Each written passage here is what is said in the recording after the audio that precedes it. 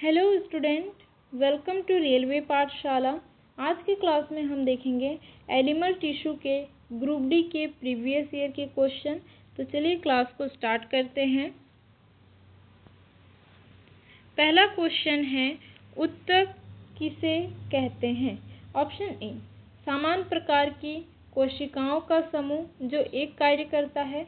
Option B, विभिन्न प्रकार की कोशिकाओं का समूह। ऑप्शन सी, केवल अस्थियों का समूह। ऑप्शन डी, केवल रक्त कोशिकाएं। तो इसका सही आंसर हो जाएगा ऑप्शन ए, समान प्रकार की कोशिकाओं का समूह जो एक कार्य करता है। उत्तक वे कोशिकाओं के समूह होते हैं जो समान संरचना और कार्य को दर्शाते हैं। पशुओं में 4 प्रकार के उत्तक पाए जाते हैं। पहला है उपकला उत्तक, दूसरा है संयोजी उत्तक, तीसरा है पेशीय उत्तक और चौथा है तंत्रिकीय उत्तक। तो ये 4 प्रकार के उत्तक जो है पशु उत्तक में पाया जाता है। अब बढ़ते हैं अगले क्वेश्चन की ओर। Question number 2। पशु उत्तक के कितने मुख्य प्रकार होते हैं? Option A 2, option B 3, option C 4, option D 5। तो इसका सही आंसर हो जाएगा ऑप्शन सी 4। पशु उत्तक में 4 प्रकार के उत्तक होते हैं। पहला उपकला उत्तक, दूसरा संयोजी उत्तक, तीसरा पेशीय उत्तक और चौथा है तंत्रिकीय उत्तक। अब बढ़ते हैं अगले क्वेश्चन की ओर। Question number 3। उपकला उत्तक का मुख्य कार्य क्या है? ऑप्शन ए जोड़ना, ऑप्शन बी सुरक्षा प्रदान करना, ऑप्शन सी गति करना, ऑप्शन डी संदेश देना। तो इसका सही आंसर हो जाएगा ऑप्शन बी सुरक्षा प्रदान करना। उपकला उत्तक शरीर की बाहरी सतह को ढकता है और आंतरिक अंगों को भी ढककर रक्षा करता है। अगला क्वेश्चन है क्वेश्चन नंबर 4। स्क्वैमस उपकला कहाँ पाया जाता है? ऑप्शन ए त्वचा पर, ऑप्शन बी रक्त वाहिकाओं की भीतरी परत में, ऑप्शन सी आंत में, ऑप्शन डी हृदय में। तो इसका सही आंसर हो जाएगा ऑप्शन बी रक्त वाहिकाओं की भीतरी परत में। रक्त वाहिकाओं की भीतरी परत में कौन सा उपकला उत्तक पाया जाता है? स्क्वैमस उपकला उत्तक। ये जो रक्त की वाहिकाओं के भीतर में जो परत होती है, यह पतली सपाट कोशिकाओं की परत होती है जो गैसों के आदान प्रदान में सहायक है। अगला क्वेश्चन है क्वेश्चन नंबर 5। क्यूबॉइडल उपकला का कार्य है? ऑप्शन ए अवशोषण, ऑप्शन बी स्राव, ऑप्शन सी सुरक्षा, ऑप्शन डी गति। तो इसका सही आंसर हो जाएगा ऑप्शन बी स्राव। तो क्यूबॉइडल उपकला का कार्य क्या है? सिक्रेशन करना। क्यूबॉइडल उपकला मतलब घनाकार कोशिकाओं वाला उत्तक। घनाकार कोशियों वाला यह उत्तक ग्रंथियों में पाया जाता है और हार्मोन या एंजाइम का स्राव करता है। किसका स्राव करता है? हार्मोन और एंजाइम का।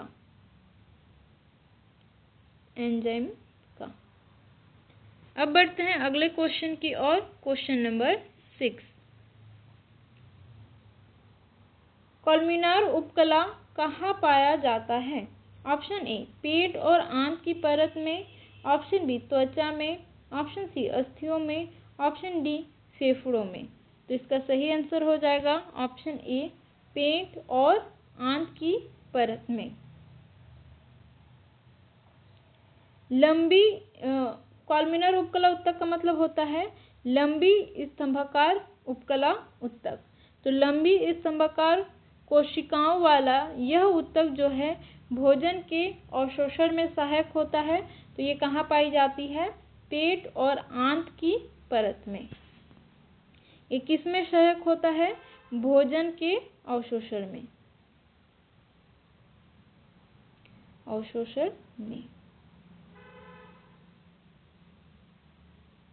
अब बढ़ते हैं अगले क्वेश्चन की ओर। Question number 7। कौन सा ऊतक शरीर के विभिन्न भागों को जोड़ता है? ऑप्शन ए उपकला ऊतक, ऑप्शन बी संयोजी ऊतक, ऑप्शन सी पेशीय ऊतक, ऑप्शन डी तंत्रिका ऊतक। तो इसका सही आंसर हो जाएगा ऑप्शन बी संयोजी ऊतक। उपकला ऊतक का कार्य क्या है? सुरक्षा प्रदान करना। और संयोजी ऊतक का कार्य क्या है? संयोजी ऊतक का कार्य अंगों को जोड़ना है।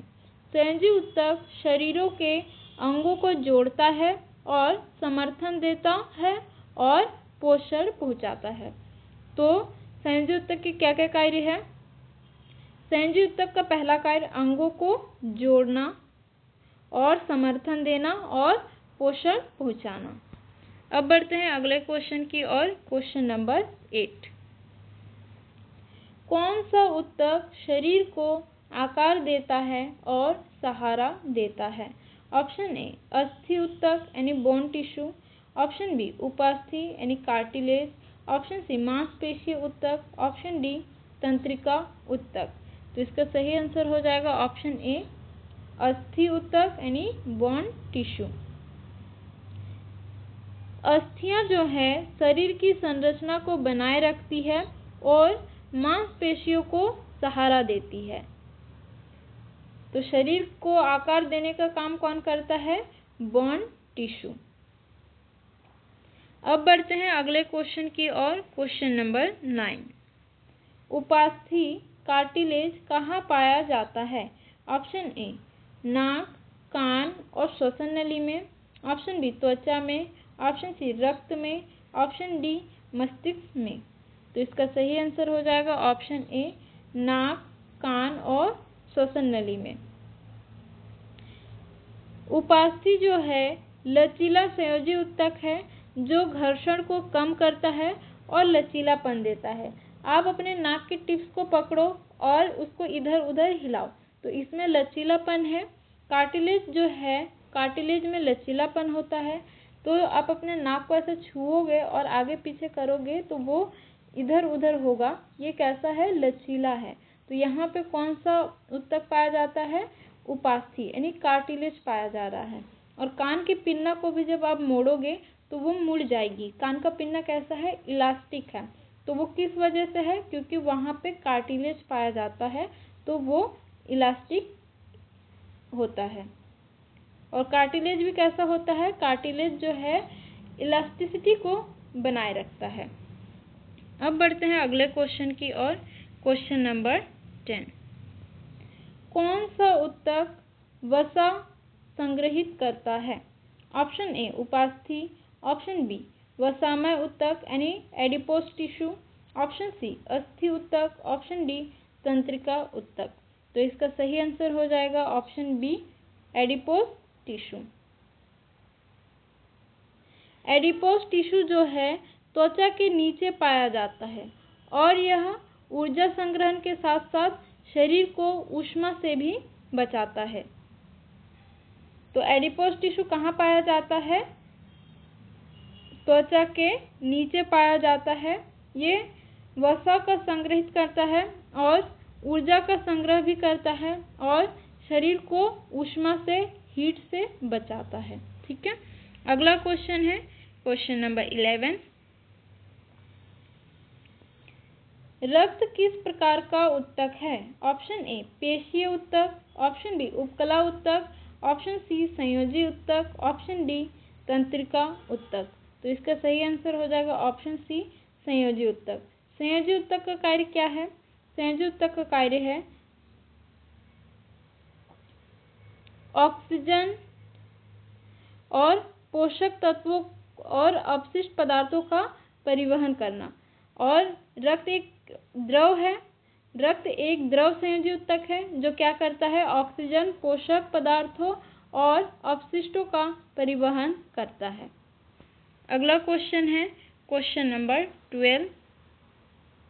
रक्त में लाल रक्त कणिकाओं आरबीसी का कार्य है? ऑप्शन ए संक्रमण से रक्षा, ऑप्शन बी ऑक्सीजन का परिवहन, ऑप्शन सी रक्त का थक्का जमाना, ऑप्शन डी हार्मोन बनाना।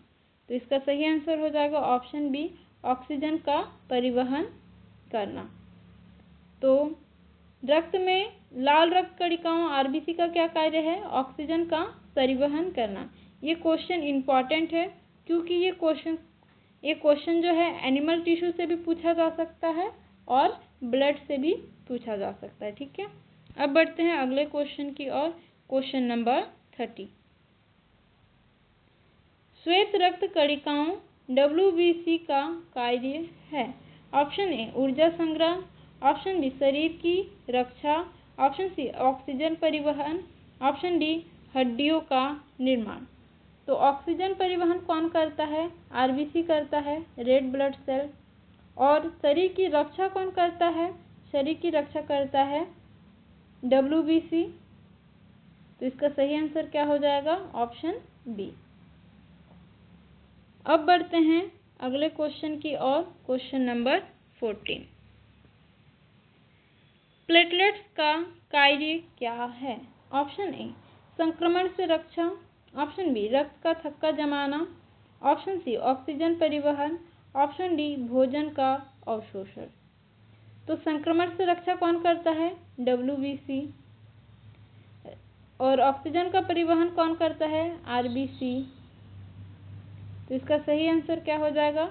ऑप्शन बी रक्त का थक्का जमाना। तो प्लेटलेट्स का कार्य क्या है? रक्त का थक्का जमाना।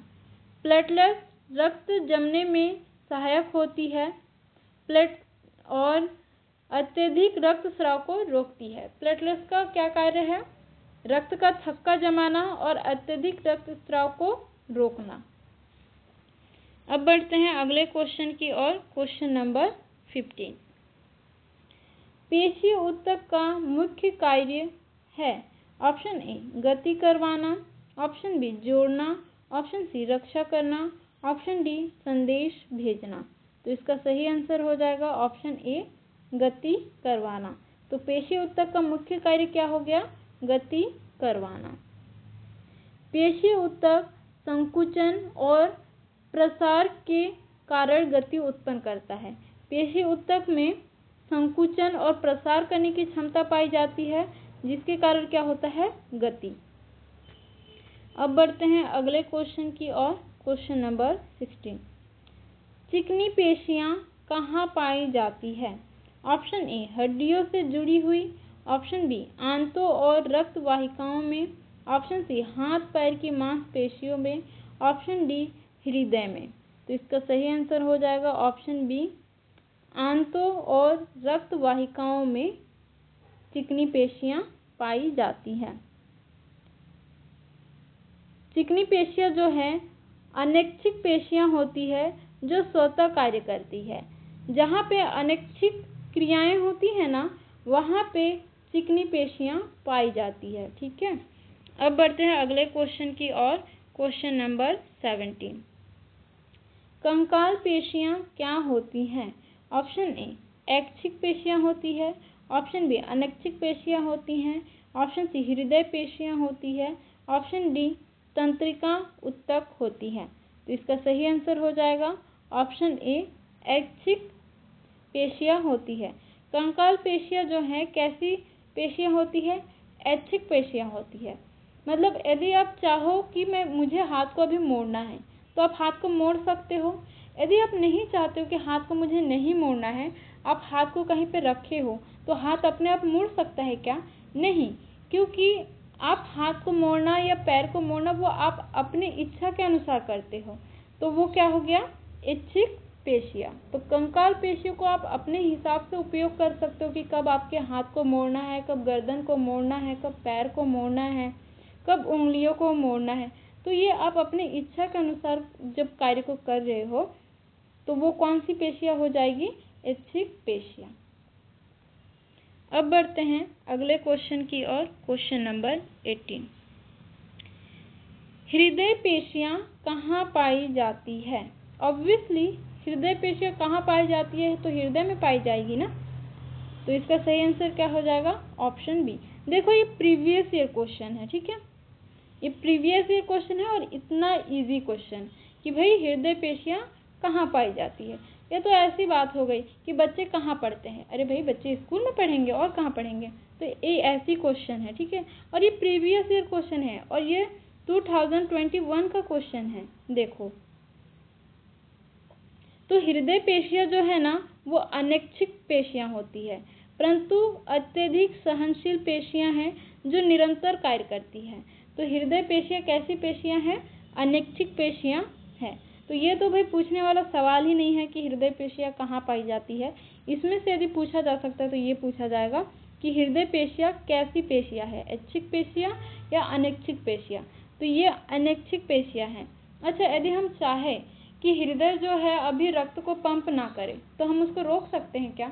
नहीं रोक सकते हैं, ये हमारी इच्छा के अनुसार कार्य नहीं करती है। तो ये कैसी पेशियाँ हो जाएगी? अनैच्छिक पेशियाँ, ठीक है। अब बढ़ते हैं अगले क्वेश्चन की ओर। Question number 19।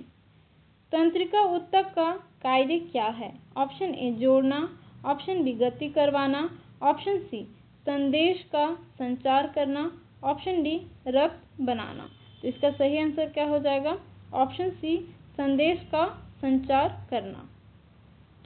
तंत्रिका ऊतक मस्तिष्क, मेरुदंड और नसों में पाया जाता है और ये संदेश को भेजता है। अब बढ़ते हैं अगले क्वेश्चन की ओर। Question number 20। न्यूरॉन क्या है? ऑप्शन ए पेशीय कोशिका, ऑप्शन बी तंत्रिका कोशिका, ऑप्शन सी अस्थि कोशिका, ऑप्शन डी उपकला कोशिका। तो इसका सही आंसर क्या हो जाएगा? ऑप्शन बी तंत्रिका कोशिका। न्यूरॉन जो है एक तंत्रिका ऊतक है और न्यूरॉन तंत्रिका ऊतक की एक इकाई है जो विद्युत आवेगों के माध्यम से संदेश भेजती है। न्यूरॉन क्या है?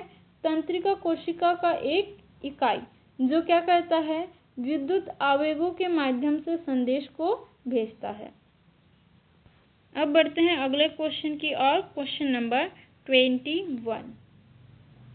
संयोजी ऊतक में कौन सा पदार्थ कोशिकाओं को जोड़ता है? Option A cytoplasm, option B कोशिका झिल्ली, option C matrix, option D lysosome. तो इसका सही आंसर हो जाएगा ऑप्शन सी मैट्रिक्स। संयोजी ऊतक में कोशिकाएं मैट्रिक्स नामक पदार्थ में स्थित रहती है जो कोशिकाओं को जोड़ता और सहारा देता है, ठीक है। अब बढ़ते हैं अगले क्वेश्चन की ओर। Question number 22। रक्त में द्रव भाग को क्या कहते हैं? Option A RBC, option B plasma, option C WBC, option D platelets. तो इसका सही आंसर क्या हो जाएगा? Option B plasma. प्लाज्मा रक्त का द्रव घटक है जिसमें आरबीसी, डब्ल्यूबीसी और प्लेटलेट्स तैरती है। यह पोषक तत्व, हार्मोन और अपशिष्ट ले जाता है। अगला क्वेश्चन है क्वेश्चन नंबर 23। कौन सा संयोजी ऊतक सबसे कठोर होता है? ऑप्शन ए उपास्थि, ऑप्शन बी अस्थि, ऑप्शन सी वसामय ऊतक, ऑप्शन डी रक्त। तो इसका सही आंसर हो जाएगा ऑप्शन बी अस्थि। अस्थि में कैल्शियम और फॉस्फेट लवण होते हैं जो इसे कठोर बनाता है। तो सबसे कठोर संयोजी ऊतक कौन सा हो जाएगा? अस्थि। और उपास्थि जो है वो थोड़ा सा लचीलापन होता है और वसामय ऊतक जो है उपास्थि से भी कोमल होता है। अब बढ़ते हैं अगले क्वेश्चन की ओर। Question number 24। अस्थि ऊतक में कौन सी कोशिका पाई जाती है? Option A neuron, option B osteocyte, option C myelocyte, option D collagen. तो इसका सही आंसर हो जाएगा ऑप्शन बी ऑस्टियोसाइट। अस्थि ऊतक की जीवित कोशिकाएं ऑस्टियोसाइट्स कहलाती है। अस्थि ऊतक की जीवित कोशिकाएं क्या कहलाती है? ऑस्टियोसाइट, जो अस्थि के अंदर पोषण और मरम्मत का कार्य करती है। अब बढ़ते हैं अगले क्वेश्चन की ओर। Question number 25। उपास्थि ऊतक में कौन सी कोशिकाएं पाई जाती है? Option A chondrocyte, option B osteocyte, option C neuron, option D muscle cell. तो इसका सही आंसर हो जाएगा ऑप्शन ए कॉन्ड्रोसाइट। उपास्थि में कॉन्ड्रोसाइट नामक कोशिकाएं होती हैं जो लचीले मैट्रिक्स में उपस्थित रहती है। अब बढ़ते हैं अगले क्वेश्चन की ओर। Question number 26। कौन सा ऊतक ऊष्मा संरक्षण में सहायक है? ऑप्शन ए अस्थि, ऑप्शन बी उपास्थि, ऑप्शन सी वसामय ऊतक यानी एडिपोज टिश्यू, ऑप्शन डी पेशीय ऊतक। तो इसका सही आंसर आप मुझे कमेंट करके बताएंगे। तो आज की क्लास को यहीं तक रखते हैं। आशा करते हैं कि आपको क्लास पसंद आई होगी। यदि आप चैनल पर नए हो तो चैनल को सब्सक्राइब कर लीजिएगा। वीडियो के लास्ट तक बने रहने के लिए आपका बहुत बहुत धन्यवाद। Thank you for watching.